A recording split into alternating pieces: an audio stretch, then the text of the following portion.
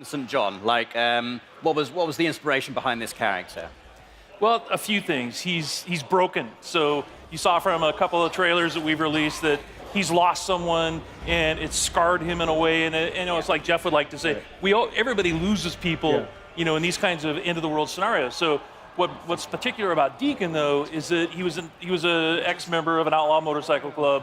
And therefore, he has a love of the open road. He has a love of motorcycles. Yeah. There's a sense of brotherhood, and you can see that here in these scenes with him and his best friend, Boozer. And so it was that combination that really sort of drew us to this particular character. Right, we're going to continue to learn about him as you're playing the game, correct? About him and his backstory and why he is the way he is. I mean, the bike is very important, right, as well? Like, yeah, we almost consider the bike to be another character. yeah. Because you only get one, and you're constantly upgrading it, you're constantly trying to repair it, you need to keep it refueled, and if you lose it, you got to go find it, and you can't whistle for a new one. So You can't whistle. right, Like a horse. Yeah, the refueling mechanic is a huge game design choice. I really, really like that. Can you talk more about how important it's going to be to be able to find fuel? Sorry. So the refueling mechanic, and actually you have to find gas to keep your bike going. It's a mechanic we haven't really seen done to this extent before. Can you talk more about that and how it changes the gameplay? Well, like in this demo, one of the things that Jeff's taking the run and gun approach. So we like to call it sandbox combat. So basically what you can do is you can run and gun, you can stealth your way through, and your goal here is to get and find a bike part, right? So you're here actually for kind of a trivial reason. You've risked your friend's life to come and get a part for your bike. And so that shows a little bit about Deacon's character. But then as you watch Jeff play through this wide linear sequence, he can play it 100 different ways. And if you watch other people play, you'll see that, okay, they didn't take this route. They didn't stop and check the trunk of this police car. And those are kind of like our treasure chests throughout the world. So you're always on the lookout for those because that's how you're going to find ammo and health kits. And then you're seeing one of our stealth mechanics here. If you're quiet, if you crouch walk, and you walk up behind an enemy, then you have the opportunity for a stealth takedown. And what can you tell us about the freakers? Because they're quite unique. I mean, we've seen, a fair few undead enemies in video games before. What makes the freakers unique, and what was your decision-making behind making them the way they are? They're alive. They're alive. Yeah, they're not zombies, they're alive. And so that sounds trivial, but it's not, because it basically means we have a full day-night cycle in the game. Right. And they have things that they do. There's an ecosystem, and they have to eat, they have to drink, they have to hibernate. And so you will find them, like in this scenario, you'll see that there's some nests, and freakers build nests for reasons you discover while you're playing the game. And then you can take those nest zones out in order to free up fast travel routes. So it becomes part of the metagame. But freakers are evolving. They're living creatures who have been affected by this virus, and there's several different types. And some of our trailers you've seen, we've shown the screamer, which is a female that can have sort of alarm system that will bring in more freakers. Right. We have the infected bear, so it infects animals. In our last trailer, we showed mountain lion and the crows. Right, so you have so it's just it's a wide variety of challenges for the player. And like we said, the world comes for you, and that's part of it. Is that these creatures are always after you, and at night they're stronger. Yeah. If it starts raining, they become stronger.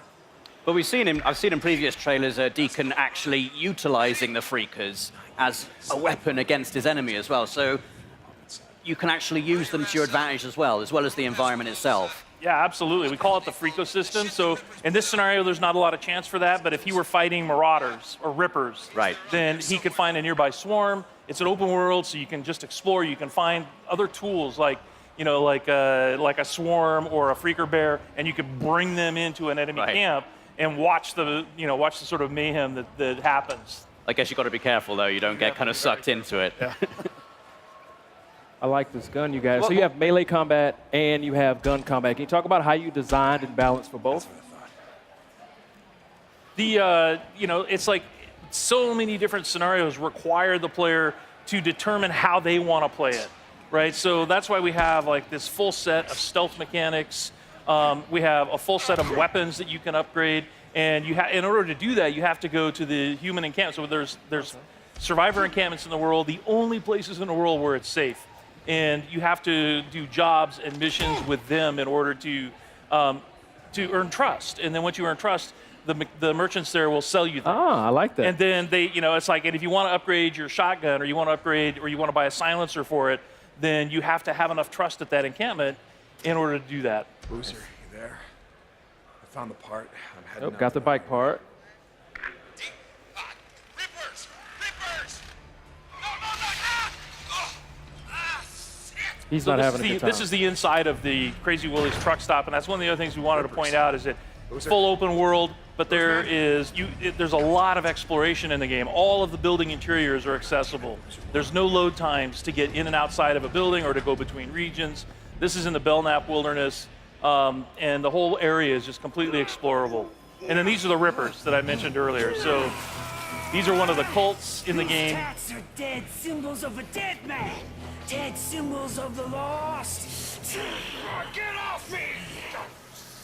Bitches! Biker man! You must be brought low, biker man. For you are lost, and we are found.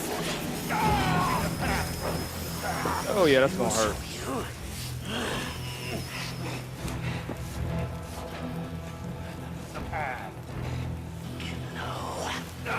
Get low! Low! So you can see they're not very friendly. No. You've talked about having freedom in terms of how you approach missions. So you can approach them stealthily. You can go in all guns blazing if you want to. What kind of freedom do you have in terms of the mission structure, in terms of the story? Sons of bitches, get off! Do you get to make story choices in the game, or is it like sort of like a linear narrative path you're going to be taking? Yeah, there's several key places where you have to choose what Deacon is going to do in a key situation. So we released a bunch of footage last month, and if you watch carefully, you'll see that there's a moment where Deacon has the choice to take a man's life or to force Boozer to do it. Right. And that will have an impact on Boozer's morale. So your best friend, how he feels about you, how he feels about. So you tried doing sort of a stealthy approach, and now you're just going to go in with a shotgun and blow him away. Get that headshot. Or baseball bat, that works. Yeah.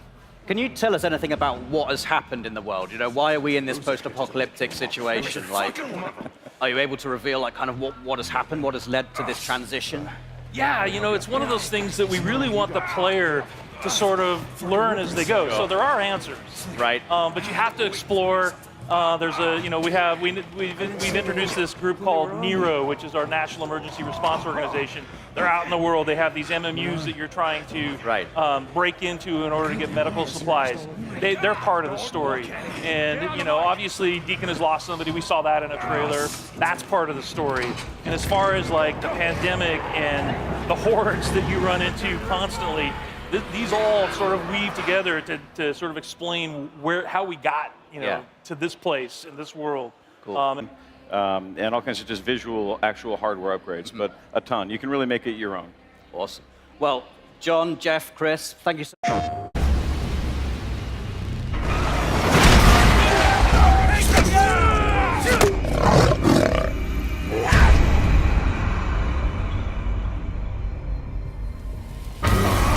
Get low, loser! Blow him the bad! Low, brother! You or Boozer have a run-in with RIP the last couple of days? Why? One of my men escaped a Ripper camp, got tortured, like they always do. But this time they kept asking me if you knew about it. 2 bikers, 2 men. The Ripper called them mongrels. If you ask me, you got a price on your head.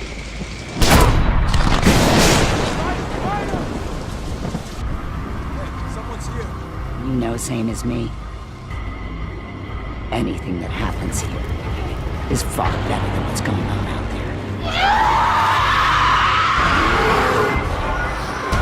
Get off!